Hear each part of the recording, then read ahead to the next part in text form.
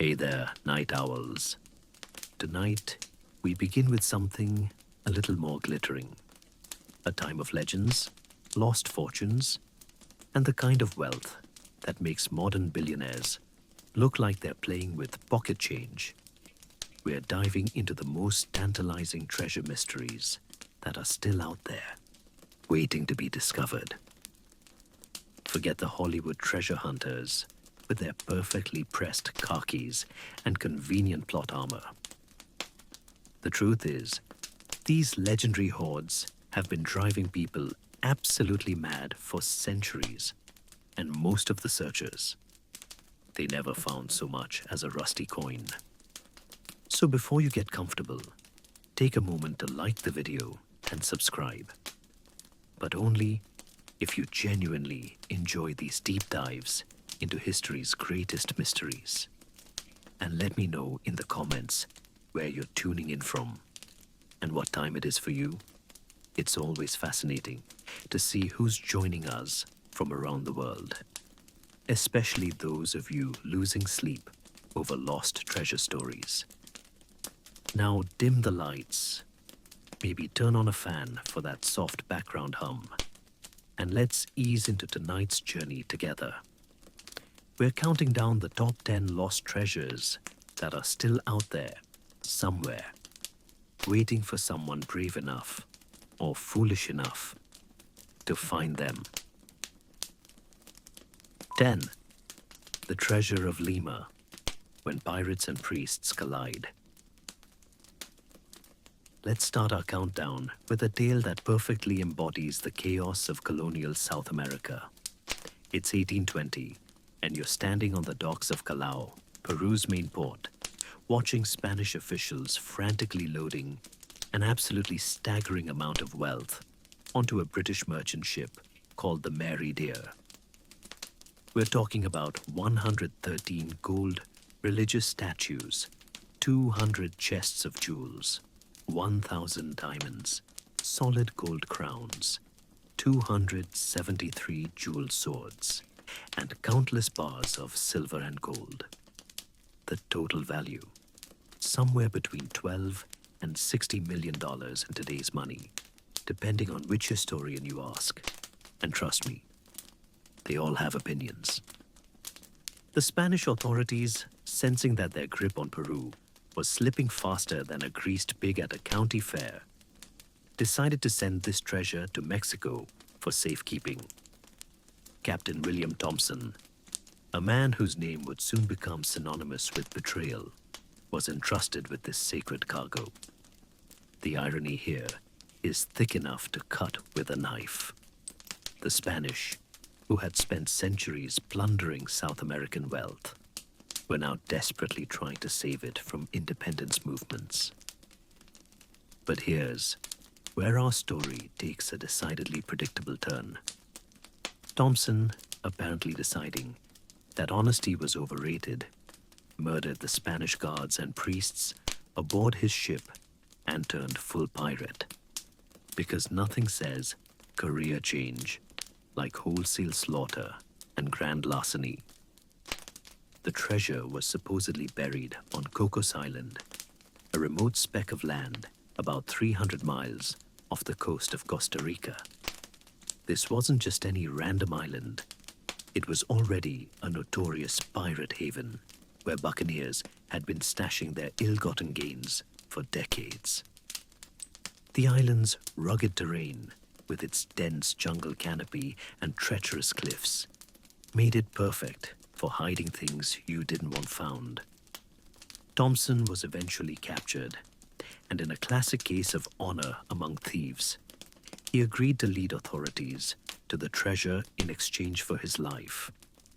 But when they reached Cocos Island, Thompson and his first mate promptly escaped into the jungle, never to be seen again. The treasure, still nowhere to be found. Since then, over 500 expeditions have scoured every inch of Cocos Island. Franklin Roosevelt, yes, the future president, even tried his hand at treasure hunting there in 1910. The Costa Rican government has issued countless permits to treasure hunters, each convinced they've cracked the code. Metal detectors have swept the beaches, ground-penetrating radar has mapped the interior, and diving teams have explored underwater caves. Yet the treasure of Lima remains as elusive as a decent Wi-Fi signal in the middle of nowhere. The island itself has become a UNESCO World Heritage Site, partly because of its unique ecosystem, and partly because decades of treasure hunting have turned it into an archaeological nightmare. Every palm tree has been dug under, every cave explored, every suspicious rock formation investigated. If the treasure is still there, it's hidden with a level of cunning that would make a magician jealous. 9. The Amber Room, when art becomes a casualty of war. Now we're diving into one of history's most heartbreaking disappearances, the Amber Room, once called the eighth wonder of the world. Imagine walking into a room where every surface gleams with warm, honey-colored amber, intricately carved and inlaid with gold leaf, mirrors, and precious stones. The panels seem to glow from within, creating an otherworldly atmosphere that made visitors feel like they'd stepped into a fairy tale. This masterpiece was originally created for the Charlottenburg Palace in Berlin around 1701, designed by German Baroque sculptor Andreas Schlüter. The room consisted of amber panels covering roughly 590 square feet, backed by gold leaf and decorated with intricate mosaics. But here's where diplomacy gets interesting.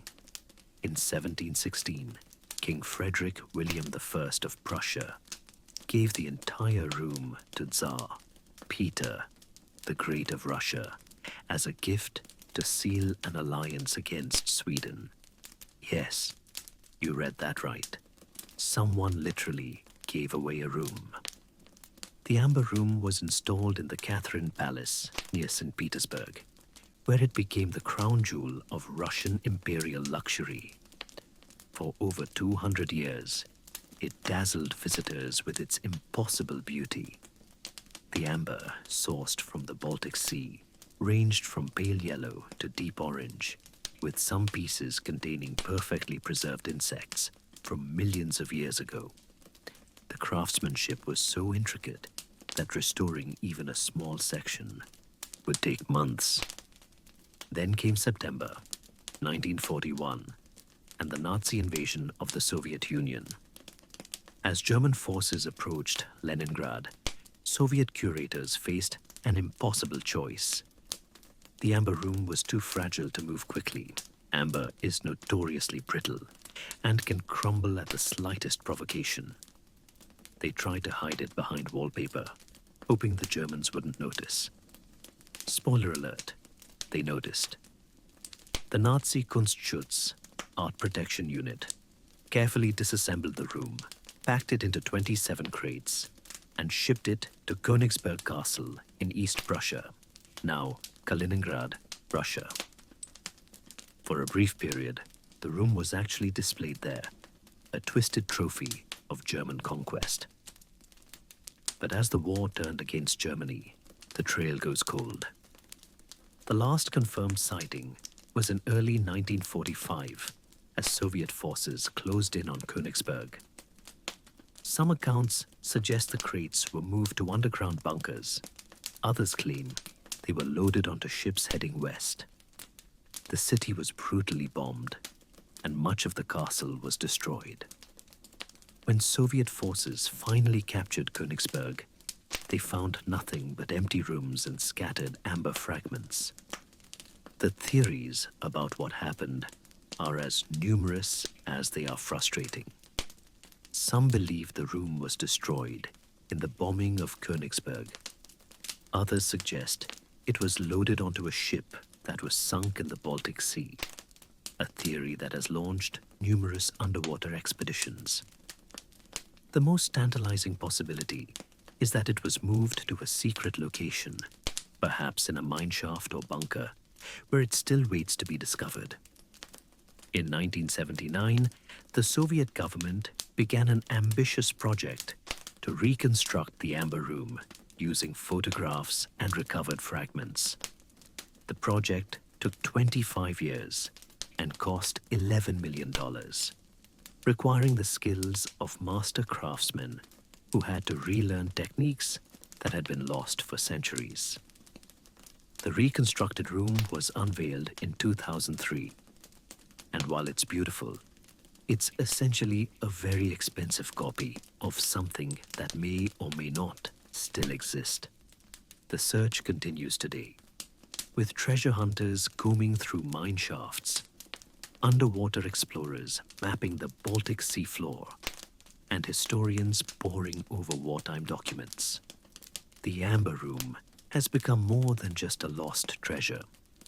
It's a symbol of cultural heritage destroyed by war, a reminder of what we lose when civilization breaks down. 8. The Flor de la Mar, when greed meets monsoon.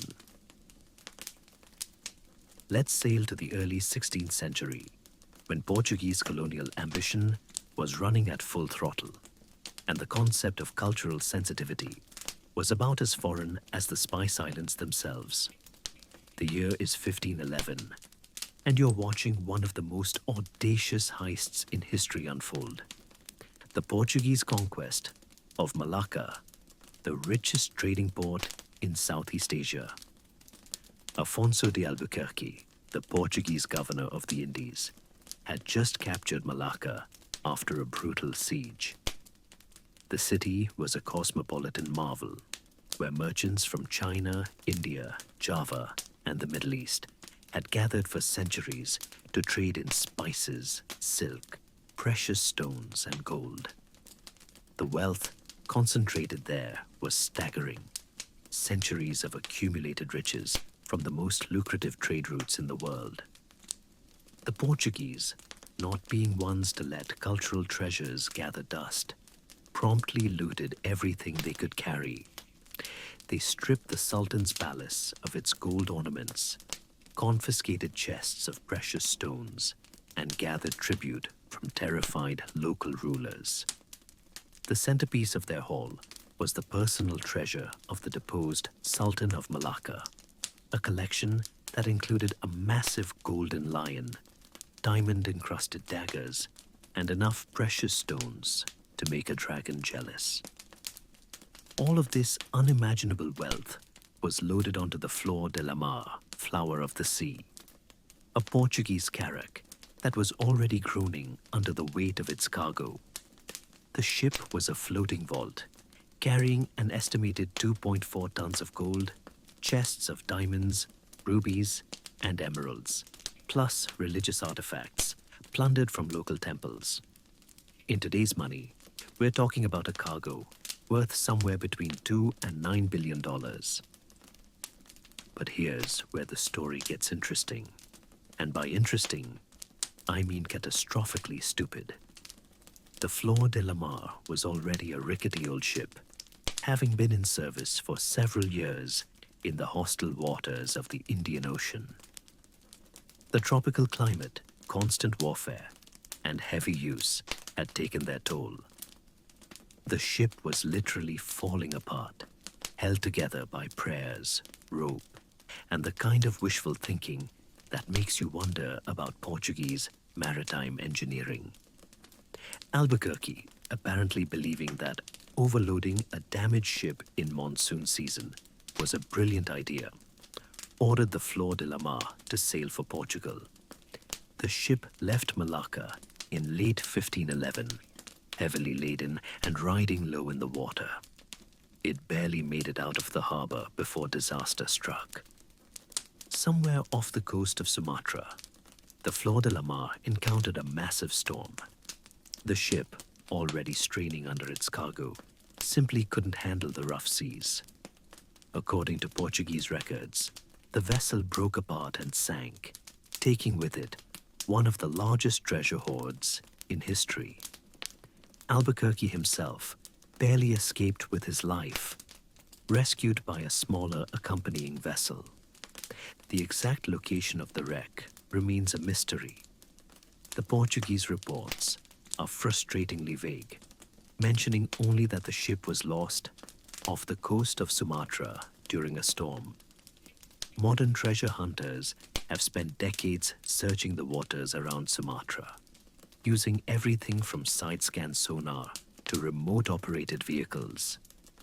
The problem is that the ocean floor in this region is constantly shifting due to underwater earthquakes and sedimentation, meaning the wreck could be buried under tons of mud and sand. Several expeditions have claimed to have found the Flor de la Mar, only to have their discoveries debunked by maritime archaeologists. The most famous was a 2008 expedition that found what they claimed was the ship's hull, but analysis revealed it was from a much later period. The search continues, driven by the tantalizing possibility that somewhere in those murky waters lies one of the greatest treasure hoards ever assembled.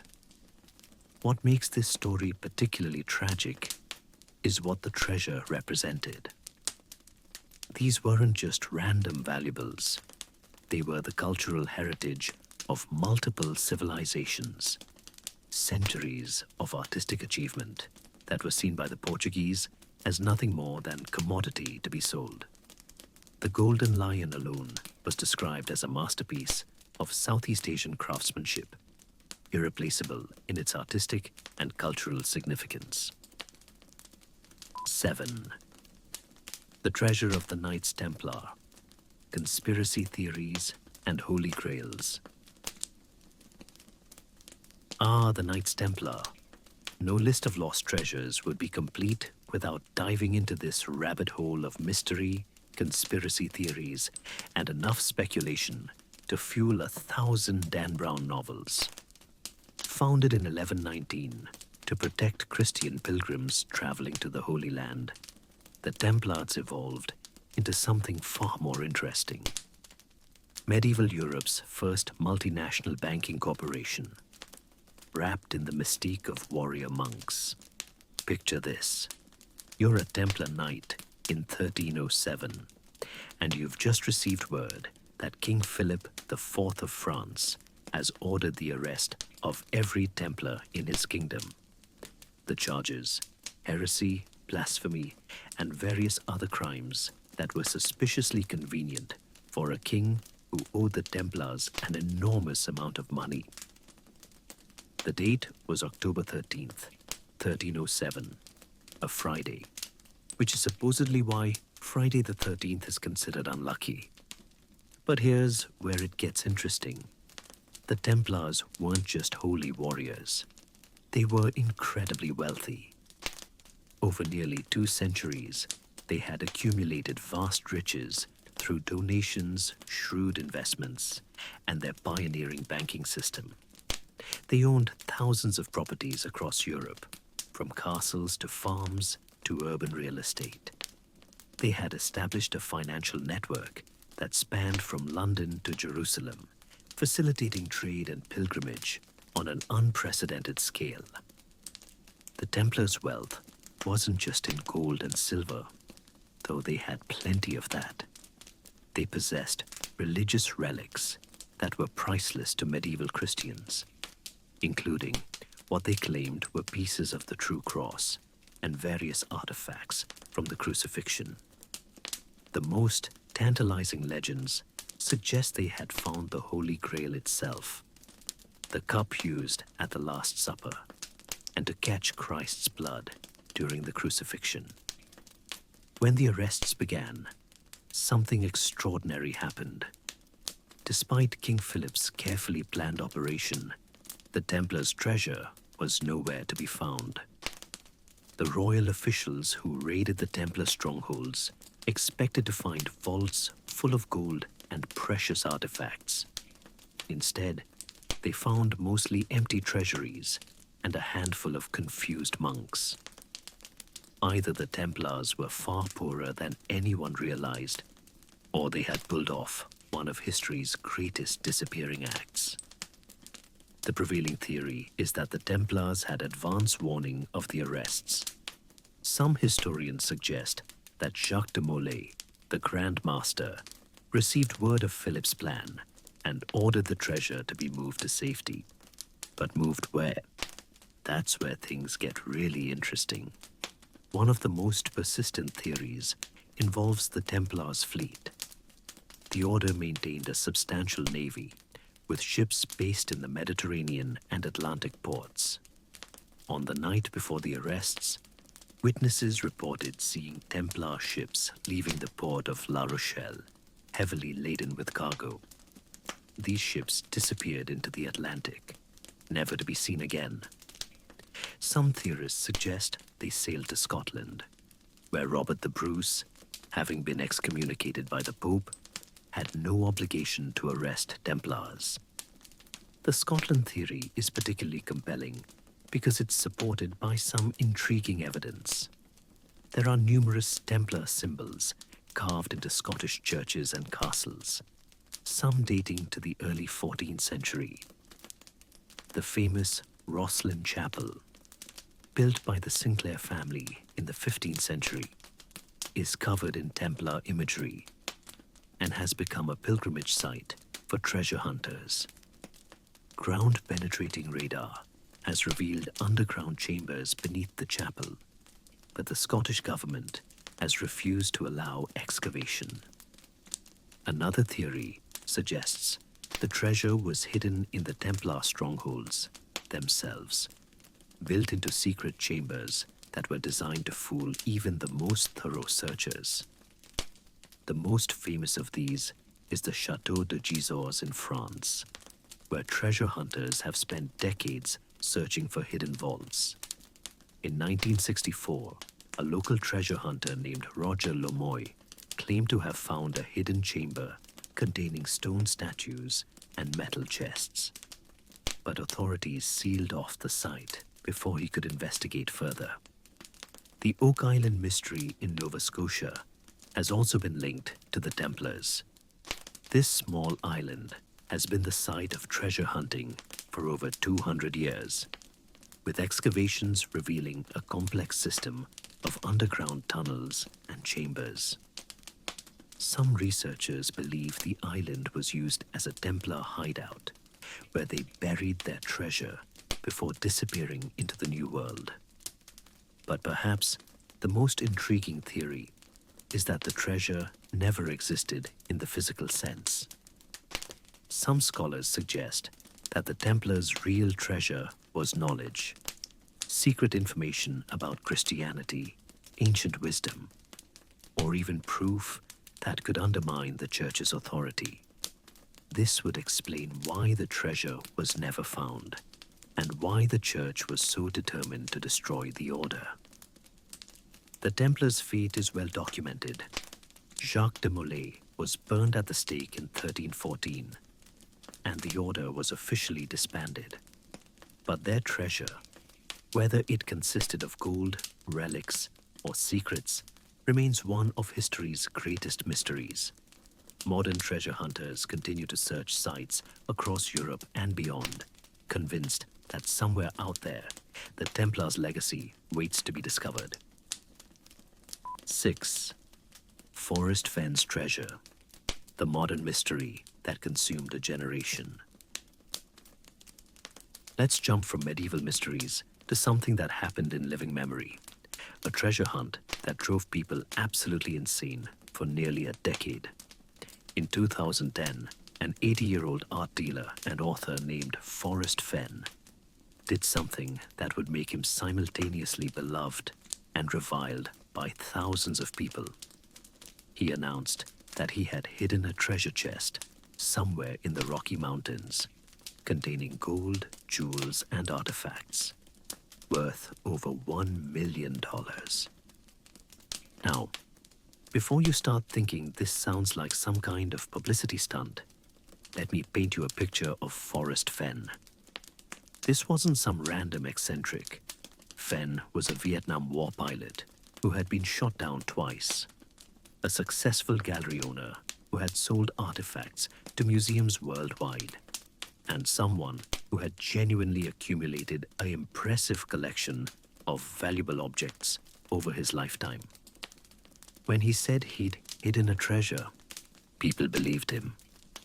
The treasure chest itself was a Romanesque bronze box, about 10 inches by 10 inches, filled with 265 gold coins, dozens of rare and semi-precious stones, pre-Columbian animal figures, and most intriguingly, Fenn's own autobiography written on pages of gold.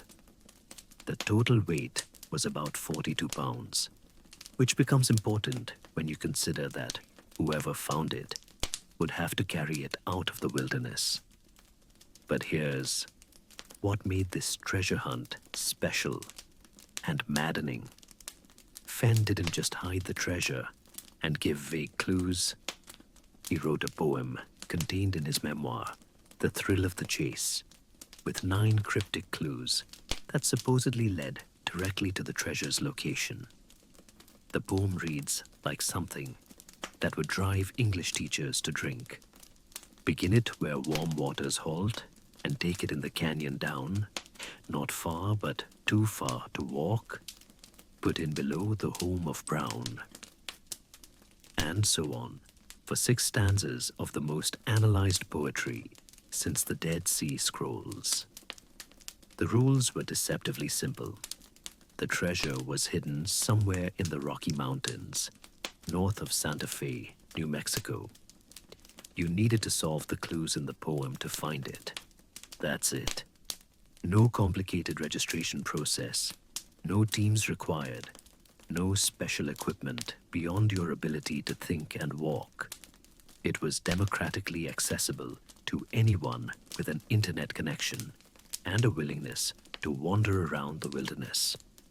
What followed was unprecedented in modern treasure hunting. Hundreds of thousands of people became obsessed with Fenn's clues, forming online communities, creating detailed maps, and developing increasingly elaborate theories. The search area technically covered 4 states: New Mexico, Colorado, Wyoming, and Montana. But that still left about 1,000 square miles of some of the most rugged terrain in North America. The human cost was staggering. At least 5 people died while searching for the treasure, falling from cliffs, drowning in rivers, or simply getting lost in the wilderness. Fenn received death threats from frustrated searchers who were convinced he was lying about the treasure's existence.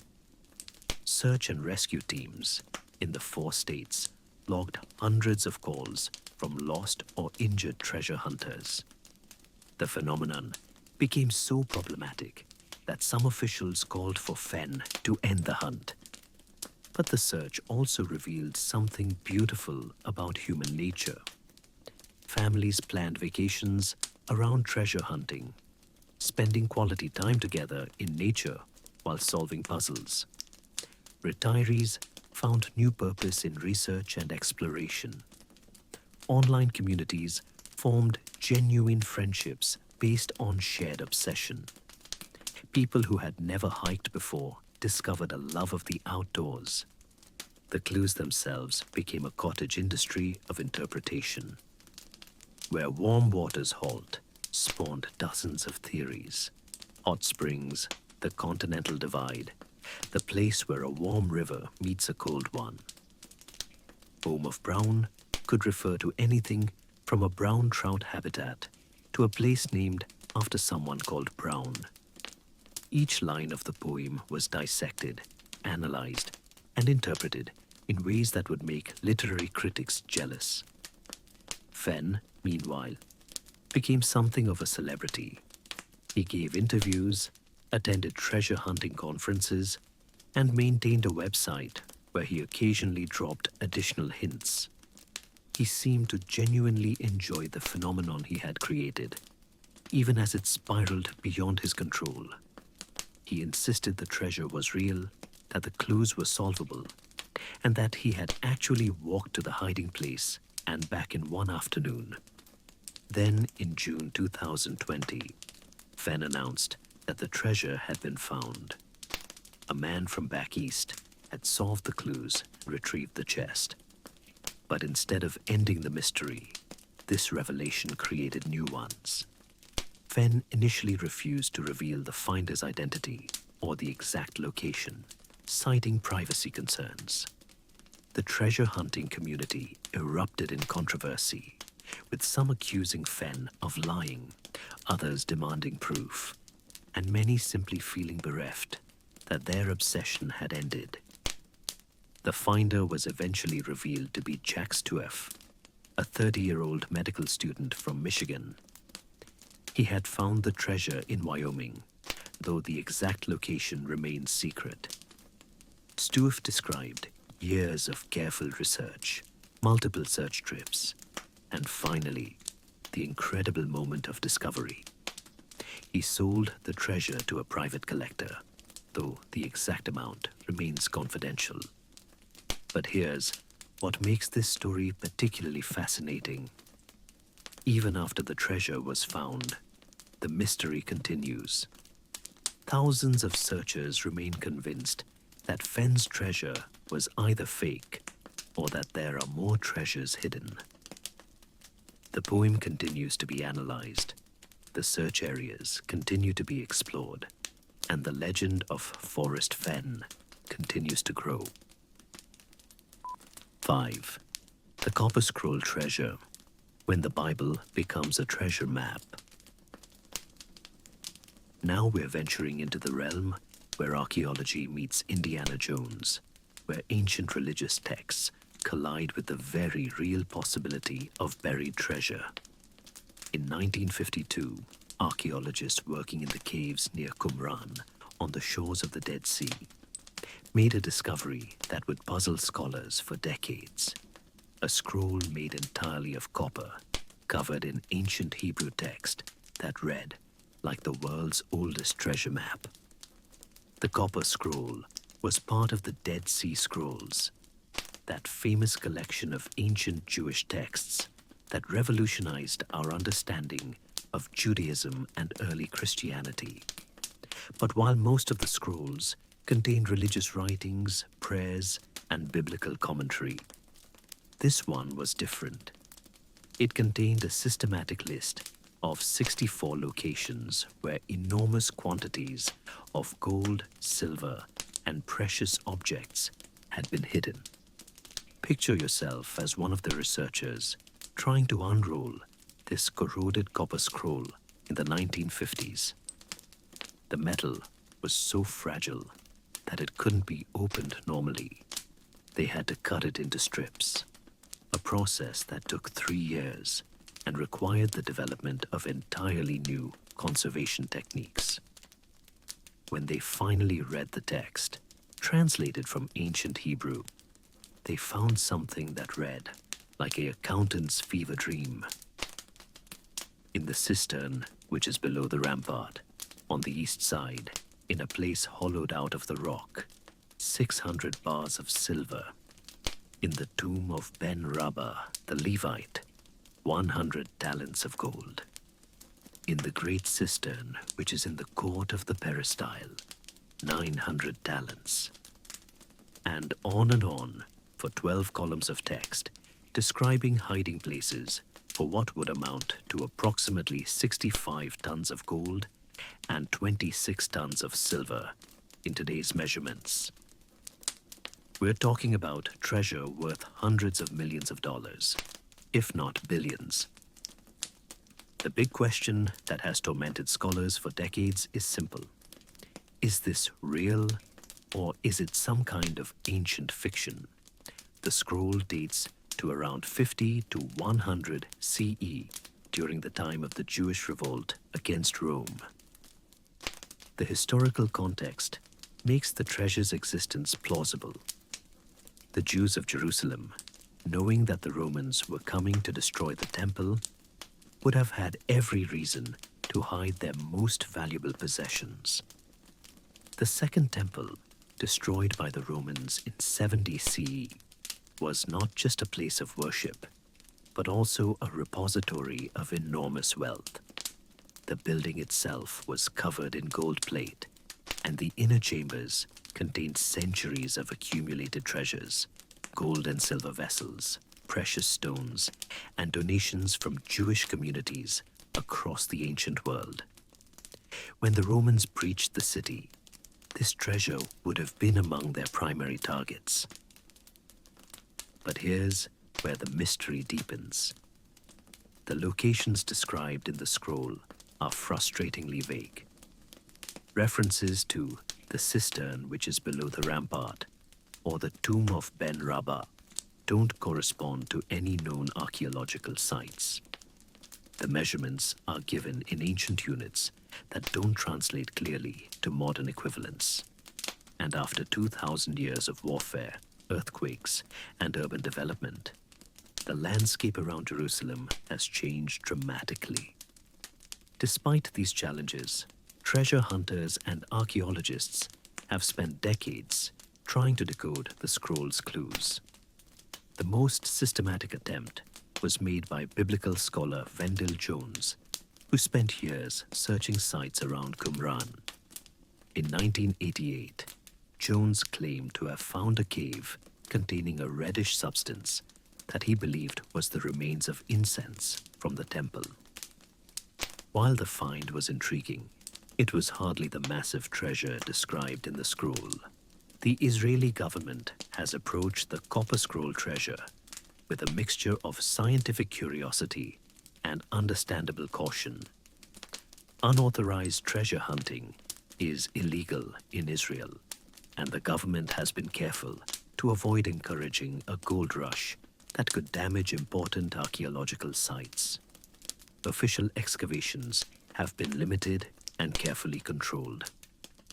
Some scholars believe the scroll is genuine, but that the treasure has already been found and looted over the centuries. Others suggest that the quantities described are simply too large to be realistic, that the scroll represents wishful thinking or religious symbolism, rather than actual buried treasure. The most pessimistic theory is that the Romans found and confiscated the treasure after conquering Jerusalem, meaning it was never actually hidden at all. But recent archaeological discoveries have lent credence to the scroll's authenticity. Excavations in Jerusalem have uncovered evidence of systematic hiding of valuables before the Roman siege. Coins, jewelry, and religious objects have been found in sealed chambers and hidden caches, suggesting that the city's inhabitants did indeed attempt to preserve their wealth for future generations. The most intriguing modern development is the use of advanced technology to search for the treasure.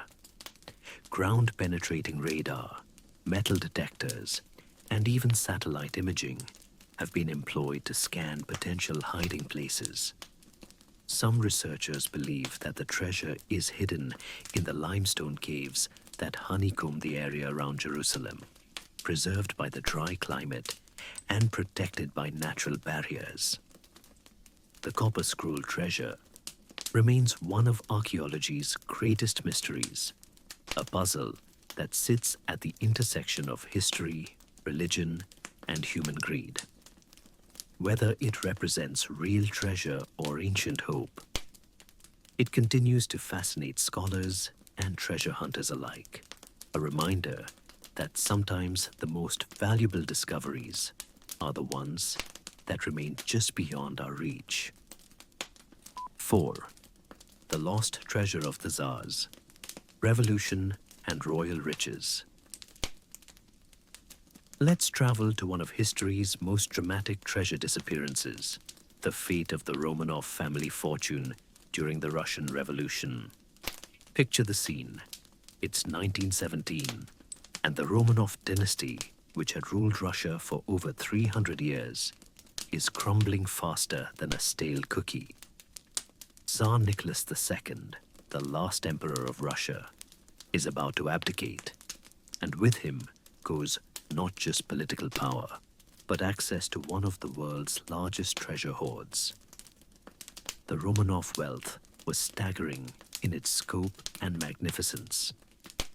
We're talking about a fortune that had been accumulated over 3 centuries of absolute rule, including the famous Fabergé eggs, the crown jewels of Russia, vast amounts of gold bullion, and priceless artwork. The family-owned palaces filled with furniture made from solid gold, dinner services carved from single pieces of jade, and enough precious stones to make modern billionaires weep with envy. But here's what makes this story particularly heartbreaking. Much of this wealth simply vanished during the chaos of revolution and civil war.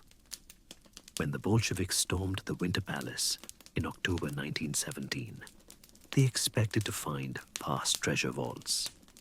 Instead, they found mostly empty rooms and a handful of minor valuables. The question that has haunted historians ever since is simple. Where did it all go? The most tragic part of this story involves the personal treasure of the Romanov family. When Nicholas II abdicated, he and his family were initially allowed to live under house arrest in their palace at Tsarskoye Selo. But as the political situation deteriorated, they were moved to increasingly harsh conditions. First to Tobolsk in Siberia, then to Yekaterinburg in the Urals, where they were imprisoned in a merchant's house that had been converted into a prison. Throughout these moves, the family was allowed to bring personal possessions, including jewelry, precious objects, and mementos. Alexandra, the Tsarina, had sewn diamonds and precious stones into her corsets and those of her daughters, hoping to preserve some wealth for an uncertain future. When the family was murdered by Bolshevik guards in July 1918, these personal treasures disappeared along with their bodies. The search for the family's remains, which continued for decades, also became a search for their personal treasures. When the bodies were finally discovered in 1991, they were found in a mass grave in the forest near Yekaterinburg. But the valuable items that the family had carried with them were nowhere to be found. The guards who murdered the family had apparently stripped the bodies of anything valuable before burial. But the personal treasures of the Romanov family pale in comparison to the vast institutional wealth that disappeared during the revolution. The Russian state treasury, which had been accumulated over centuries, contained approximately 1,300 tons of gold, plus enormous quantities of silver, platinum, and precious stones. Much of this was stored in the vaults of the Imperial Bank in St. Petersburg. But as the revolution progressed, the gold was moved to various locations across the empire. The most famous of these movements was the transportation of the Russian gold reserve to Kazan in 1918. The Bolsheviks, facing invasion by the White Army and foreign intervention forces, decided to move the gold eastward for safekeeping. The treasure was loaded onto trains and shipped to Kazan. But when the city fell to the White Army, the gold disappeared once again. What followed was one of the most chaotic treasure hunts in history. Various armies, White Russian, Bolshevik, Czech Legion, and others, fought not just for political control, but for access to the gold. The treasure was moved repeatedly, split up, and hidden in various locations across Siberia.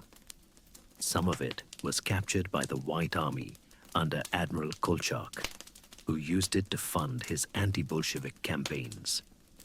But when Kolchak's forces were defeated, the gold disappeared yet again.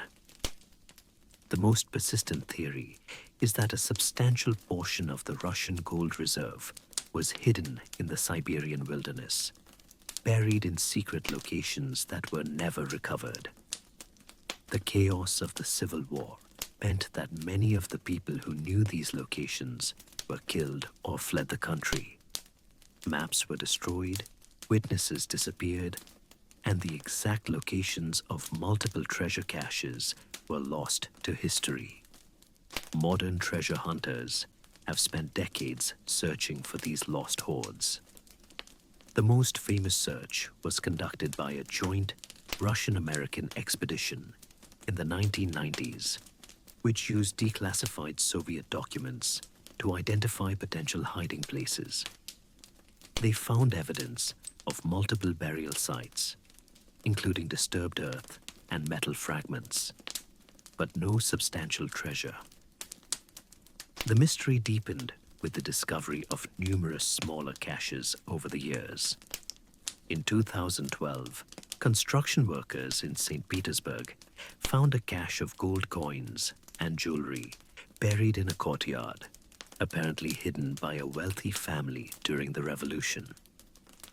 Similar discoveries have been made across Russia, suggesting that the practice of hiding wealth was widespread and that many of these caches remain undiscovered. Perhaps the most intriguing aspect of the lost Romanov treasure is its international dimension. Wealthy Russians, sensing the approaching revolution, had transferred substantial amounts of money to banks in Europe and America.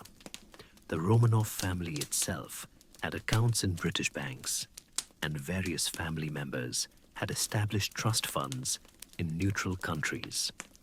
Much of this wealth was frozen or confiscated by foreign governments, but some of it may still exist in forgotten accounts. The search for the Romanov treasure continues today, driven by a combination of historical curiosity, national pride, and simple greed. The Russian government has established official commissions to investigate the fate of the imperial treasures, while private treasure hunters continue to search the Siberian wilderness. Whether any substantial portion of the treasure still exists, hidden in the vast expanses of Russia, remains one of history's greatest mysteries. 3. The Treasure of the Golden Fleece, when mythology meets reality. Let's dive into one of the most enduring treasure mysteries of all time, the Golden Fleece.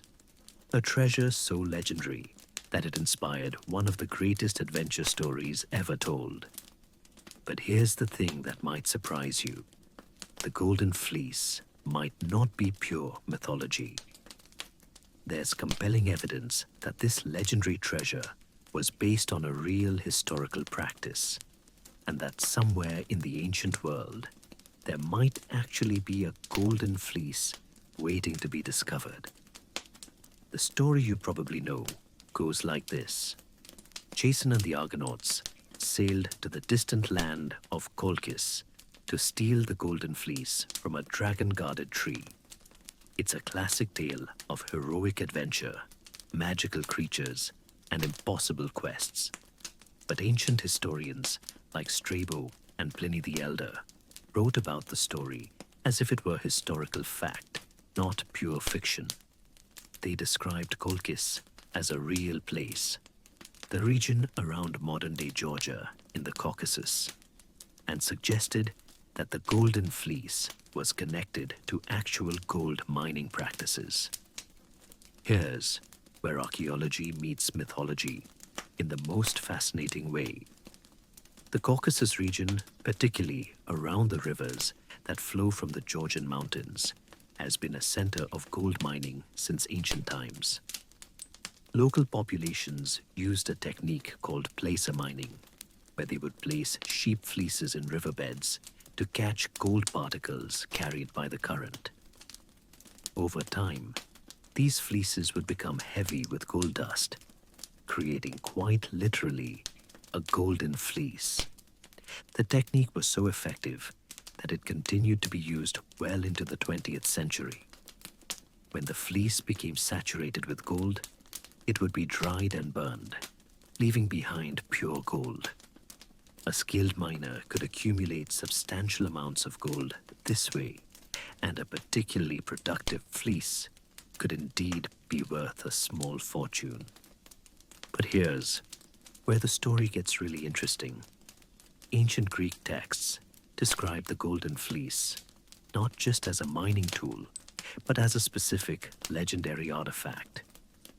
According to the myths, this wasn't just any golden fleece. It was the fleece of a magical ram that could fly, had been sacrificed to the gods, and possessed mystical properties.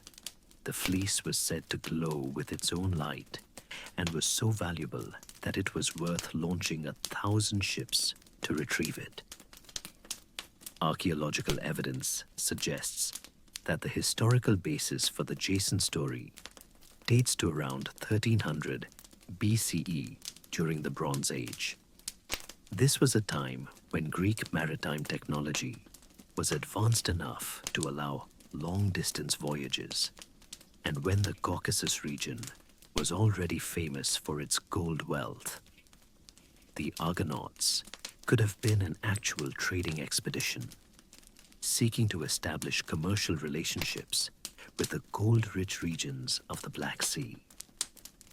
The ancient city of Kutaisi in Georgia claims to be the historical site of Colchis, and archaeological excavations there have revealed evidence of extensive gold working dating to the Bronze Age.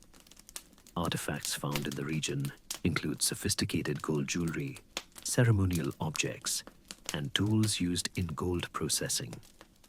The local museums are filled with golden artifacts that demonstrate the region's ancient wealth and the advanced metallurgical skills of its inhabitants.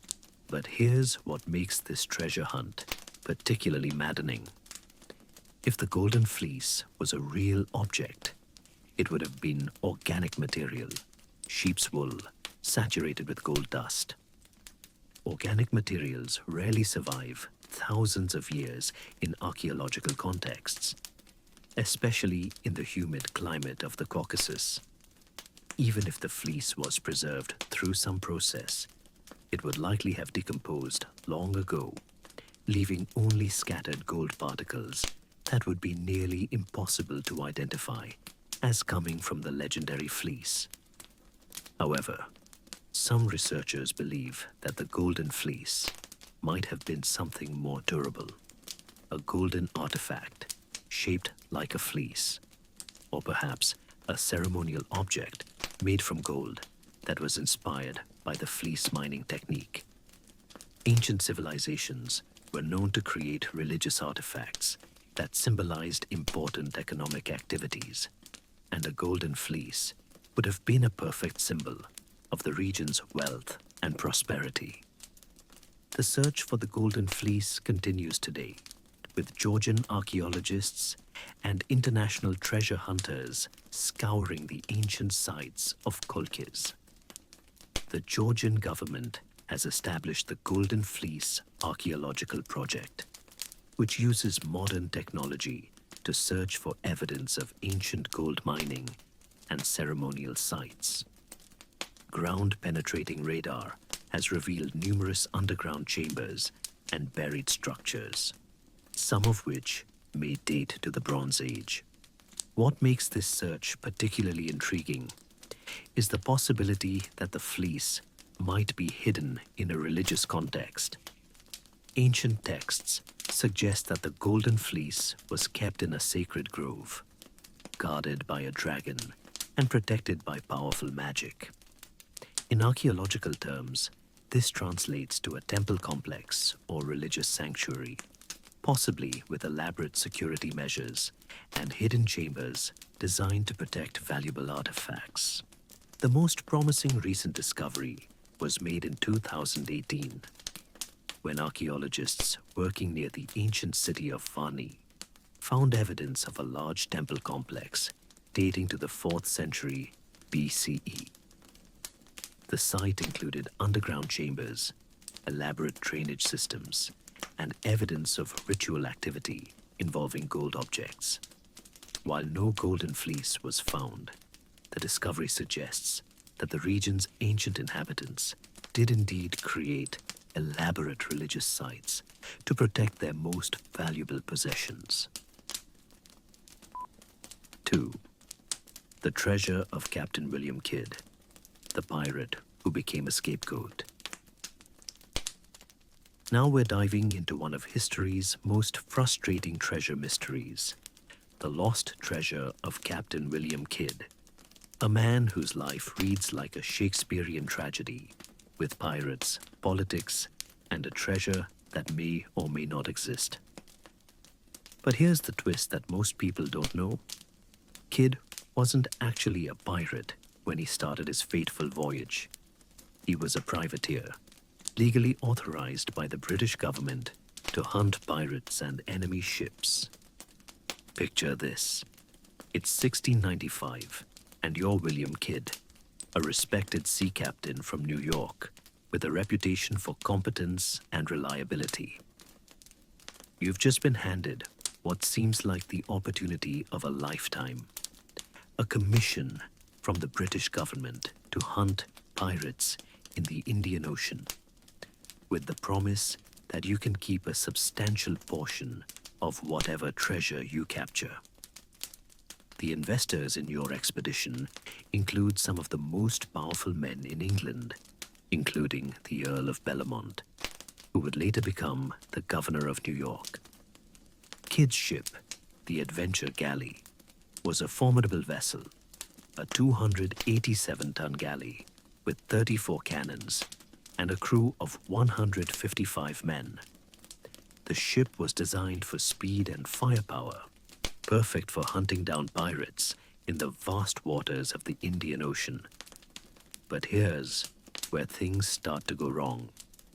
Kidd's crew was recruited from the taverns and docks of London, men who were more interested in quick profits than legal niceties. The voyage began promisingly enough. Kidd sailed from London in April 1696, heading for the Indian Ocean via the Cape of Good Hope. But as months passed, without encountering any pirates worth capturing, his crew grew restless.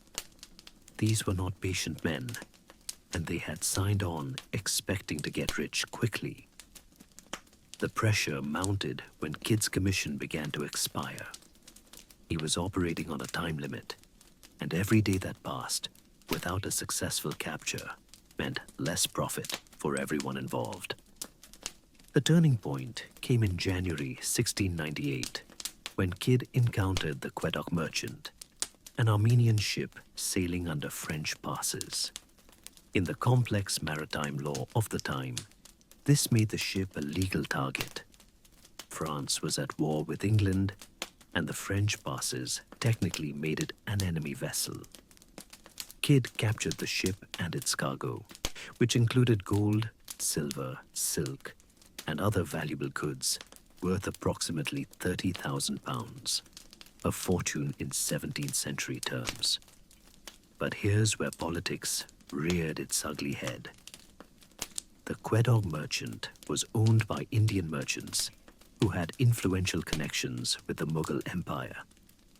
The East India Company, which had enormous influence with the British government, was furious about the capture because it threatened their delicate trading relationships in the Indian Ocean. Suddenly, what had been a legal capture under Kidd's commission was being portrayed as an act of piracy. When Kidd realized that the political winds had shifted against him, he made a decision that would seal his fate. Instead of returning directly to England to face whatever charges awaited him, he sailed to the Caribbean, where he began the systematic process of hiding his treasure. This is where the legend of Kidd's buried treasure begins, and where the historical record becomes frustratingly unclear. The most famous site associated with Kidd's treasure is Gardiner's Island, a small island off the coast of Long Island, New York. John Gardiner, the island's owner, later testified that Kidd had buried a substantial treasure there, including gold bars, silver, precious stones, and silk. When Kidd was eventually arrested in 1699, some of this treasure was recovered by authorities, but Gardiner's testimony suggested that much more remained hidden. Here's where the story gets particularly tragic. Kidd, still believing he could clear his name, sailed to Boston in 1699 to meet with the Earl of Bellamont, who had been one of his original investors. Instead of receiving protection, Kidd was arrested and sent to England for trial. The trial was a farce. Kidd was denied access to crucial documents that would have proven his innocence, and the political establishment had already decided that he needed to be made an example of. Captain Kidd was hanged for piracy in 1701, maintaining his innocence to the end. But the real tragedy is that his execution was essentially a political sacrifice. The British government needed a scapegoat for the diplomatic problems caused by his capture of the Quedagh merchant, and Kidd fit the bill perfectly. He was executed not because he was a pirate, but because he had become politically inconvenient. The treasure, however, remained missing.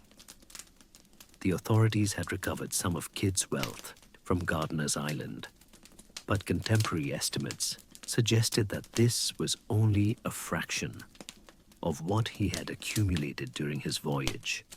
The rest, presumably, was hidden in locations that Kidd took to his grave. Modern treasure hunters have spent centuries searching for Kidd's lost treasure. Gardiner's Island has been excavated numerous times with metal detectors, ground-penetrating radar, and old-fashioned digging. Some artifacts have been found, coins, pieces of jewelry, and metal fragments that could be from the 17th century. But no major treasure cache has been discovered. The search has expanded to other locations along the eastern seaboard, based on historical accounts and local legends. Block Island, off the coast of Rhode Island, has been a particular focus, with treasure hunters convinced that Kidd buried a substantial cache there. The island's rocky coastline and numerous caves make it an ideal hiding place, and several expeditions have found intriguing evidence of buried metal objects. But here's what makes the search for Kidd's treasure particularly frustrating. Even if the treasure exists, it might not be in the places where people are looking. Kidd was an intelligent man who understood that his life was in danger. He might have hidden the treasure in multiple locations, or given it to trusted associates, who then hid it themselves. The treasure could be anywhere along the thousands of miles of coastline that Kidd traveled during his final years. The legend of Captain Kidd's treasure has become so embedded in popular culture that it's difficult to separate fact from fiction. Every old map with an X marking a treasure location, every story of buried pirate gold owes something to the Kidd legend.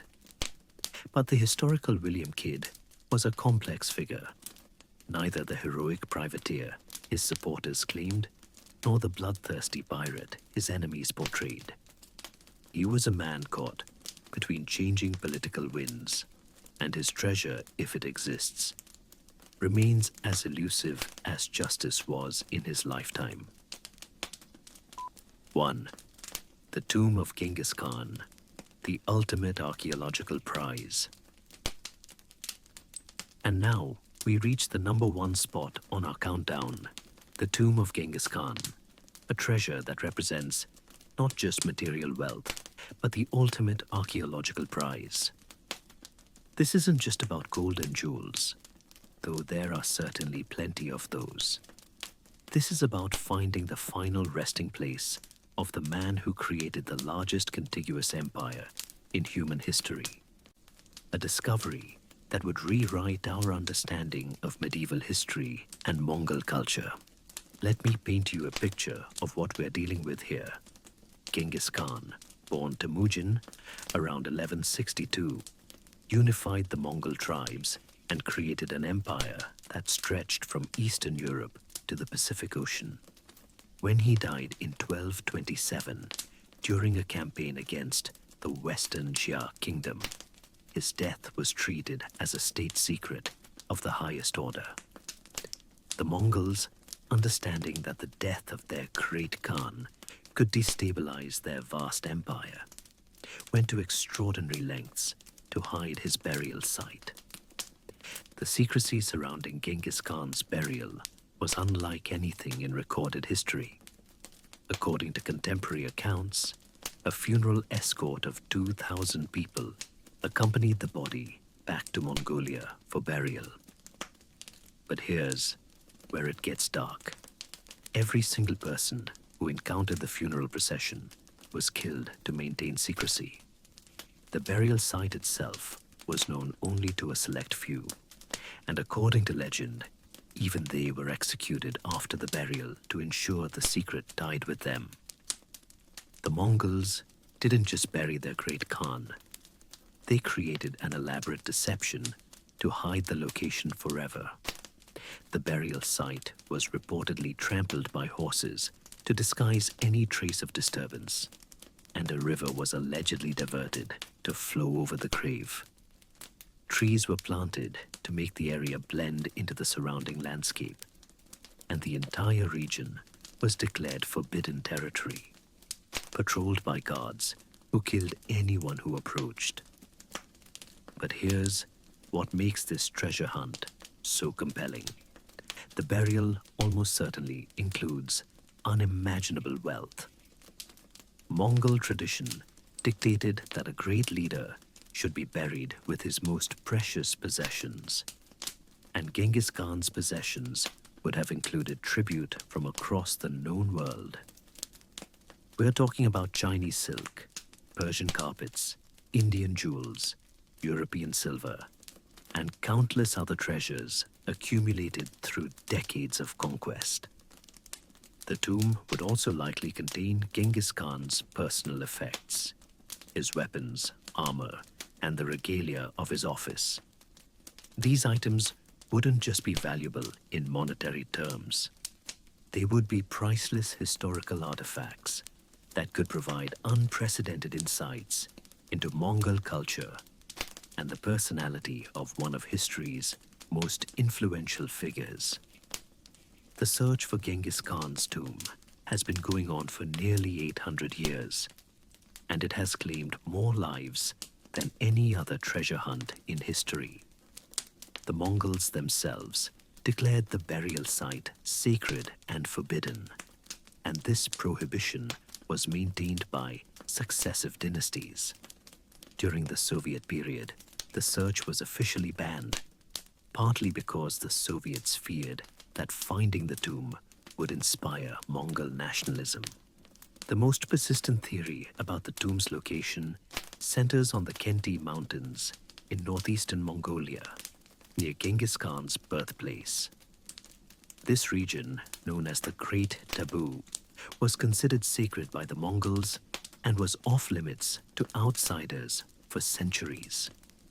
The area includes the Birken Khaldun mountain, which Genghis Khan himself identified as sacred, and where he reportedly prayed before major campaigns.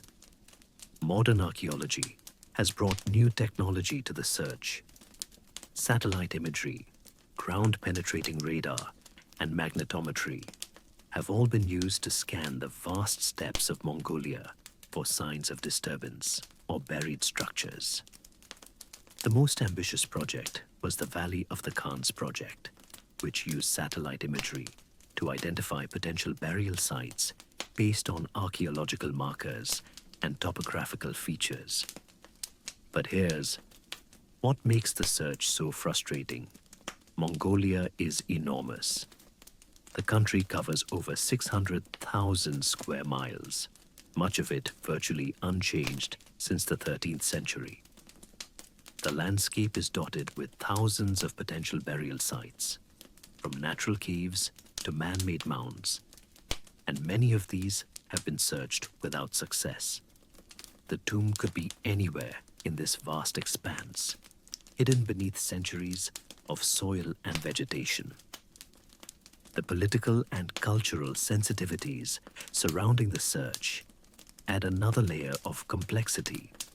The Mongolian government has been cautious about allowing extensive excavations, partly out of respect for their cultural heritage and partly because of the logistical challenges involved. Many Mongolians believe that Genghis Khan's tomb should remain undisturbed, and there is significant cultural resistance to foreign treasure hunters. Recent discoveries have added new intrigue to the search. In 2004, a joint Japanese-Mongolian expedition found what they believed was a structure associated with Genghis Khan's funeral, though it turned out to be from a later period. In 2015, researchers using ground-penetrating radar identified several underground anomalies in the Khenti Mountains that could be burial chambers, though excavation has been limited. The most tantalizing clue came in 2016, when archaeologists discovered what appeared to be a Mongol military camp from the 13th century, complete with weapons, armor, and personal effects. The site was located in an area that matches historical descriptions of Genghis Khan's final campaign, raising the possibility that the tomb might be nearby. But perhaps the most intriguing theory is that the tomb isn't in Mongolia at all. Some historians believe that Genghis Khan was actually buried in the Altai Mountains, in what is now Western China or Kazakhstan. This theory is based on recent archaeological evidence suggesting that the Mongols had significant cultural and religious connections to the Altai region, and that it might have been considered a more appropriate burial site for their great Khan. The search for Genghis Khan's tomb continues to this day, driven by a combination of historical curiosity, national pride, and the simple human desire to solve one of archaeology's greatest mysteries. Whether the tomb will ever be found and whether it should be found remains a matter of debate. But one thing is certain. Somewhere in the vast expanse of Central Asia, one of history's greatest treasures waits to be discovered. The eternal search. What these mysteries tell us about human nature. As we reach the end of our countdown, it's worth reflecting on what these lost treasures represent beyond their material value. Each of these stories tells us something profound about human nature, our capacity for greed and generosity, our ability to create and destroy, our endless fascination with mystery and the unknown. The treasures we've explored span centuries and continents, from the ancient world to the modern day. They represent the accumulated wealth of empires, the desperate attempts of individuals to preserve their fortunes, and the enduring human belief that somewhere out there, incredible riches await discovery. But perhaps more importantly, they represent our collective memory, the stories we tell ourselves about what we value and what we're willing to risk to obtain it. The search for these treasures has driven people to extraordinary lengths. They've sailed across oceans, excavated entire islands, developed new technologies, and spent lifetimes pursuing leads that often end in disappointment. Some have found fame and fortune. Others have found only frustration and financial ruin. A few have found something more valuable than gold, a deeper understanding of history, culture, and the human condition. What's particularly fascinating is how these treasure hunts reflect the technology and concerns of their time. Medieval searches for Templar treasure focused on religious symbolism and ancient texts. Colonial-era treasure hunting relied on primitive maps and oral traditions. Modern searches employ satellites, computer modeling, and advanced archaeological techniques. Each generation brings new tools to old mysteries, but the fundamental human drive to seek the unknown remains constant. These stories also reveal the dark side of treasure hunting. The search for lost riches has led to cultural destruction, environmental damage, and personal tragedy. Archaeological sites have been damaged by amateur treasure hunters. Indigenous communities have been displaced by mining operations, and families have been torn apart by obsession with finding buried gold. The cost of these searches, both human and environmental, is often far greater than any treasure that might be found. But there's also something beautiful about these mysteries. They remind us that despite our technological advances and scientific understanding, the world still holds secrets.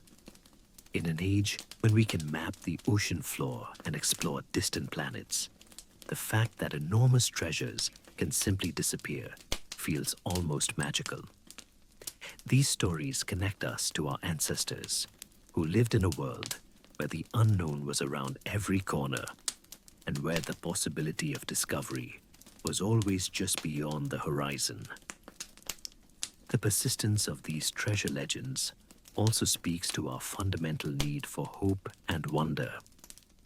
In a world that can often feel predictable and controlled, the possibility that somewhere out there lies a chest of pirate gold or a room made of amber provides a tantalizing glimpse of the extraordinary.